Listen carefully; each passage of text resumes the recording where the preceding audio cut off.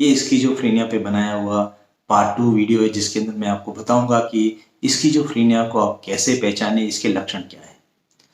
तो ज़्यादातर लोग जो अपने पास आते हैं उनके अंदर पैरानॉइड स्किज़ोफ्रेनिया के लक्षण होते हैं, जिसके अंदर उनको डिल्यूजन्स और हैलुसिनेशंस होते हैं। डिल्यूजन जिसमें झूठे विचार उसके दिमाग में आते हैं और उनको लगता है कि ये विचार बिल्कुल सही है और वो उन्हीं के अनुरूप काम करने लग जाता है। जैसे डिल्यूजन ऑफ परसिक्यूशन, इसमें मरीज को ऐसा लगता है कि लोग मेरे खिलाफ हैं, मेरे को कुछ खाने में मिला करके मार डालना चाहते हैं, या मेरे पीछे पुलिस लगी हुई है, मेरे घर घर में जो है वो कैमरे लगा रखे हैं। इस तरीके के लक्षण मरीज के अंदर देखे जाते हैं, जो कि समझाने पर भी नहीं समझता। उसको पूरा विश्वास होता है कि नहीं ऐसा ही हो रहा है, जबकि इस बात में कोई सत्यता नहीं होती।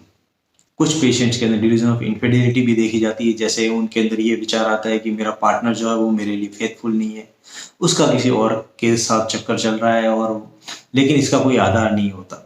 उसके दिमाग में सिर्फ ऐसा वहम आता है और उसके पीछे उन दोनों के बीच में मनमुटाव, झगड़ा होना, वो उसके मोबाइल चेक करता रहता है, उसके कपड़े चेक करता रहता है, उसका पीछा करता है। बहुत तरह की समस्याएं ऐसे मरीजों के अंदर देखी जाती है। कुछ पेशेंट्स में डिल्यूजन ऑफ रेफरेंस के लक्षण होते हैं। उनको ऐसा लगता है कि लोग जो बातें कर रहे हैं वो मेरी बातें कर रहे हैं, मेरी बुराइयां कर रहे हैं, मेरे लिए कुछ जो है गलत बोल रहे हैं। इस तरह के लक्षण देखे जाते हैं। इसके अलावा कई सारे पेशेंट्स के अंदर हाइपोकॉन्ड्रियकल डिल्यूजन्स देखा जाता है, nihilistic delusion, delusion of grandiosity भी देखा जाता है, इन्फेस्टेशन भी देखा जाता है। तो इस अलग अलग तरह के डिल्यूजन्स होते हैं, उसमें से किसी भी तरीके के डिल्यूजन पेशेंट्स में हो सकते हैं। और डिल्यूजन्स के साथ साथ में कई पेशेंट में हेलुसिनेशन भी देखे जाते हैं। हेलुसिनेशंस के अंदर पेशेंट को ऐसा आभास होता है कि जैसे कोई मेरे से बोल रहा है, मेरे से कोई बात कर रहा है। उसको ऐसा लगता है कि कोई मुझे दिख रहा है, लेकिन वास्तव में सामने कोई नहीं होता, फिर भी उसको दिख रहा होता है। तो हेलुसिनेशंस का मतलब होता है परसेप्शन विदाउट एनी स्टिमुलस, मतलब कोई आवाज नहीं आ रही फिर भी उसको आवाज सुनाई देना, कोई सामने नहीं है फिर भी उसको दिखाई देना, कोई स्मेल नहीं है फिर भी उसको बदबू आना। तो इस तरीके के जो लक्षण होते हैं इसको हम हेलुसिनेशंस बोलते हैं। तो ज्यादातर कॉमन जो है वो सिजोफ्रेनिया के अंदर ऑडिटरी हेलुसिनेशन होता है, मतलब कान का हेलुसिनेशन, सुनाई देने का हेलुसिनेशन होता है। उसमें लोगों की आवाजें आती है और पेशेंट जो है उन आवाजों से बातें करता है। कई बार तो खुद की ही आवाज सुनाई देती है, कई बार जो है वो आवाजें उसको ऑर्डर देती हैं। कई बार ऐसे होते हैं कि जैसे लोग बातें कर रहे हैं इस तरीके से वो उनको सुनाई देती है। तो पेशेंट हमें अपने एक्सपीरियंस बताते हैं कि भाई हमें किस तरह की आवाजें जो है कानों में सुनाई देती है। तो इसको हम हेलुसिनेशंस बोलते हैं। तो ये भी स्किज़ोफ्रेनिया का कॉमन लक्षण है। कुछ पेशेंट जो होते हैं स्किज़ोफ्रेनिया में, उसमें बहुत अजीबोगरीब विचार आते हैं। उनको ऐसा लगता है कि जो मैं सोच रहा हूँ वो मेरे कंट्रोल में नहीं, किसी और के कंट्रोल में है।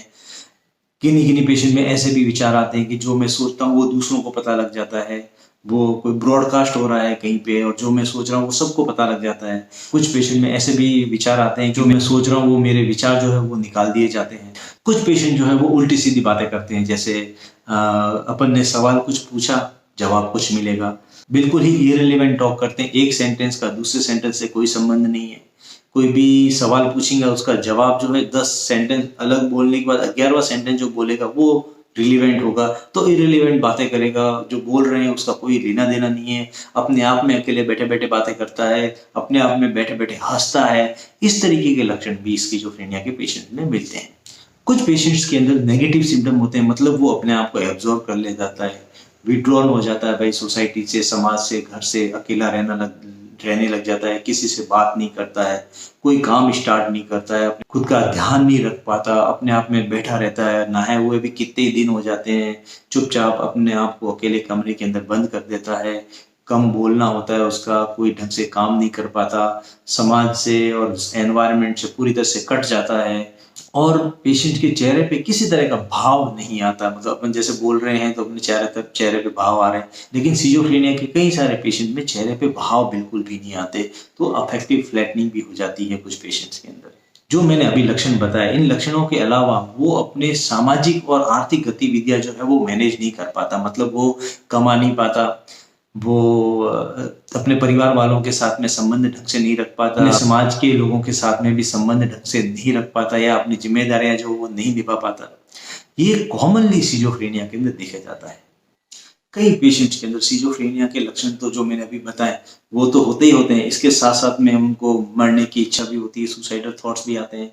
किन्हीं के अंदर डिप्रेशन के लक्षण भी देखे जाते हैं, किन्हीं पेशेंट के अंदर जो है वो एंजाइटी के लक्षण भी देखे जाते हैं, नींद की ज़्यादा समस्याएं होती हैं, खाने पीने में अपना ध्यान नहीं रख पाते। तो इनमें से किसी भी तरीके के लक्षण जो है वो स्किज़ोफ्रेनिया के पेशेंट में देखे जा सकते हैं। लेकिन किसी को भी स्किज़ोफ्रेनिया डायग्नोस करने से पहले हमको उनके अंदर लक्षण देखने पड़ते हैं, और वो लक्षण कम से कम 1 महीने तक तो एक्टिव होने चाहिए, तभी हम किसी पेशेंट को जो है वो सिजोफ्रेनिया डायग्नोस करते हैं।